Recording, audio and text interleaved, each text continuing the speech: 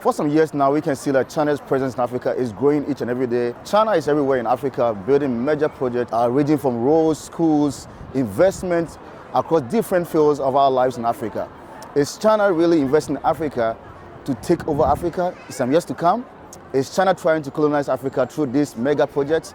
Today we are on the streets of Shanghai, and I want to speak to some Africans to find out what they really think about China's presence in Africa. Is China helping Africa to build, or they are just there to take from Africa? Let's find out. Follow me. Like this video, share, and let's go to these channels together. Brother here from Ghana. He has traveled a lot through Africa, and he's going to tell us his views on China's presence in Africa. Bro, welcome to the channel. Thanks, man. Good to see you. Good to see you, man. Let's get closer to the camera, yeah? Yeah. So, where are you originally from, and what's your name, and what are you doing in China? Well, I'm originally from Accra, Ghana. Jamestown, Ganyobi, now we do. Yeah, so my mom's Ghana, my dad's Lebanese, so I'm mixed. I came to China initially to study computer science, went back home during COVID, got back just 2 weeks ago, and I met my brother because I had been seeing him online and he's been doing amazing stuff. So I'm excited to be on his channel today. Yeah, I mean, good to have you. Good to have you, brother. Good to have you. We're trying to use our platform to build a bridge between Africa and China. Yeah. Bro, you told me earlier on that you've traveled across Africa. How many countries in Africa have you visited so far? I just did my count last night, and I think it's 14, 15 including Ghana, but that's my country, so 15 including Ghana. Yeah. What do you really think about China's presence in Africa? When you travel within these countries in Africa, did you see a lot of China's investment in those countries? Yeah, definitely. There's so much going on the continent. Talk about Zambia, talk about Zimbabwe, talk about, I mean, East Africa is crazy as well with all the investments, and they're doing so much. The level's just getting higher and higher and higher. I was blown away by certain countries because you don't see that much on, and I think we don't do justice to our countries and we don't advertise them very well. Daily conversations with these Africans in those countries, what did they really think about China's presence in their country? Because I went to Ghana recently, like 2 months ago, and I saw the Chinese investment in Ghana. I went to China malls in Accra, different parts of Accra. You know, it was amazing. But I want to know your views on this. What did the average African think of China's presence in Africa? Well, I think they're really excited about it concerning the fact that there's infrastructure being built every day. But then again, there's always the question, what are they taking? Because there's always notions of them giving and taking. Because no one's giving stuff for free. There's that whole saying of nothing's for free. Right. So people are worried because we don't know the in-depth deals these government officials have. So we don't really know what they're taking back. But as far as the citizens are concerned, they're excited about it because so much is going on. They're seeing development. As you said, there's the China Mall. Currently we have those highways. Yeah, you know, those highways interchangeable and all that. Like, it's beautiful out there what they're doing. Do you really feel like China is really helping Africa to grow, or is China just there taking the resources of Africa? Well, I think it's a trade-off. You know, you can't, as I said, it's nothing's for free. You give something, you take something. As to how much they're taking, we don't know, but we can see what they're giving. So I just think it's a fair trade. I think it's a fair trade for other countries that have come in the past. It's been more of take, and really we haven't seen any much change. But with China, I like what they're doing, where they're giving you and they're taking something. As I said, as to how much they're taking, I don't know, but we're seeing what they're doing. We're seeing the work right in front of us. In these countries that you visited so far, which country stands out with huge Chinese presence? That's a tough one. That's a tough one, but I'd say if I could remember well, because I just did Zambia last year, and Zambia seems like there's a lot of presence, and at a point in time when I was in Ghana, I heard they were even taking over their police force.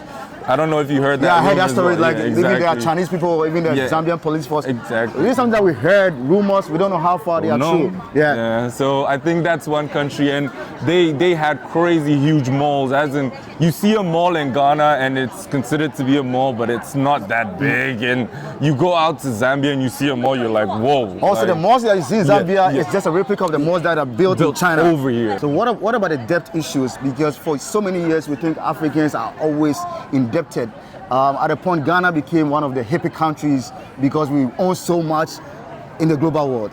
Do you think Africa is taking so much money from China to a point that it's very difficult for Africa to repay all these loans and other stuff? Yeah, I definitely think that. I think it's a bad thing if you ask me, because we just keep taking and taking and taking from everyone, and we're just always getting so much debt, like, you know. But I personally think with these new governments and what the president of Burkina Faso is doing, where we're now starting to produce our own stuff and have factories and industries working locally, it just makes us, we have everything. The entire world is coming to Africa because we have everything. We're the future. But if our leaders don't realize it and capitalize on that, we're gonna keep on being this way. It's just sad that there's so much corruption, so it's not really moving fast. But I think with new presidents coming up, they're biting off of each other's ideas and energy. And with time, Africa is gonna pick up, and eventually we're not gonna be owing anyone any money, because then we'll be producing, and we have the gold.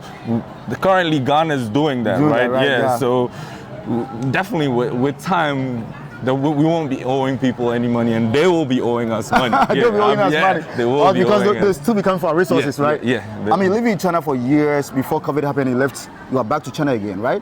What do you think African can do differently to have value from all these deals they are cutting with China? So I think we just need to educate ourselves better. That's the thing. There's a lot of people in Africa, but excuse my language, people are just not being smart. People are just taking chicken change for what's worth so much. And we just need to educate ourselves better and know how to strike good deals where we win and they win. It's not a situation where we're cheating anyone, but if it's a fair deal, that's perfect. So looking at the whole scenario of the Africa-China relationship, do you think the long run is going to be beneficial to Africa? Because Africa is made up of 54 countries, and I think if we come together as a continent, we can trade among ourselves and get more value than going to an external force for money and resources, right? Do you think in the long run, this is going to be beneficial to Africa? Well, I think it is. I think that's a solid point. It definitely is. But whatever be the case, we're in a world and we're all human beings. So we'll need each other at a point in time. God put us here for a reason. He just didn't put one race here. He put us on different continents. So yeah, I agree. I love the fact that there is an initiative to have, inter-African trade. Clean those lines, clean those borders, if you ask me. Close the borders. Borderless Africa. Africa is one big country, if you ask me. Africa is one big country, because I told you, I've been around and I've seen so many countries, and we look alike, we act the same. There might be a few differences because of those lines, right? But it's the same people. We're all the same people. So I think it's good, and we should open up. Because you need me, I need you, bro. Right, you scratch my back, I scratch your back. Yeah. In a positive way. In a positive way. So from your own perspective, living here and studying here and going back home, traveling within these African countries, do you think like Africans and Chinese really understanding each other, or there's still a big... That's okay. So, do you think Africans and China really understand each other as trading partners, or there's still a big gap between these two trading partners? Well, I think we do, if you ask me. I think because I currently have some business partners back home that I'm working with, and apart from the language barrier, which I speak some Chinese, so it's a bit okay. Apart from that, it's a very mutual understanding where everyone's just knows that. And when they come in, they come with the idea of giving. They're not just coming to take. So, and everybody likes that. Once you treat it fair, you will like what's going on. So definitely, it's a mutual agreement, and I think it's in the long. You think it's good, right? I think it's very beneficial. Some schools. I've watched videos from Nigeria, that place where some schools are already teaching the Chinese Mandarin to local Africans, and people think it's a way of colonizing the mind of Africans. Do you think studying Chinese language as Africans is a good way to help build a relationship between Africa and China? I think it's an amazing way, because without language, we can't communicate and get things done. We need to communicate, and we need each other. if the entire world spoke one language, it will be beautiful, if you ask me. Right. But currently, that's not the situation. So we have to learn the language. It's not about learning it and forgetting your native languages. Obviously, we do our gans and our treason, but then I feel if we add that as well, it gives the individual an opportunity to grow. Because with the fact that I speak some Chinese, I could do so much. Right. That's you true. understand? That's I got back in 2020. And I've lived in Ghana for 5 years without working for anybody. I just did my own thing just because I could speak Chinese and right. I could use my brain. So if you're smart enough and you speak the language, there's so many people. I met a couple of girls in Ghana who are just typing in English and getting translations Right. and buying stuff, and now they are agents. Right. They're slave queens who became agents, right. you know? That's true. That's true. If you look in the camera, right, and send a message to Africans that are worried about Chinese presence in Africa, just need to come and tell them something. Yeah. So don't worry too much. You guys are overthinking. Let them come. We also come out here. Let's welcome them. They welcome us. You understand? Once you're not doing anything illegal, you're good. And once they are not, yeah, obviously you will have bad people and good people.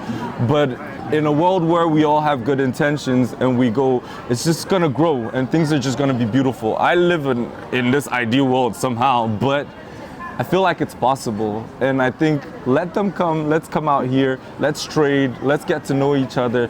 Let's just spread the love. Hey, we're human beings. That's true, man. Yeah, love over everything. Love everything, man. Yeah. I appreciate it, man. Thanks, bro. Anytime. We're done.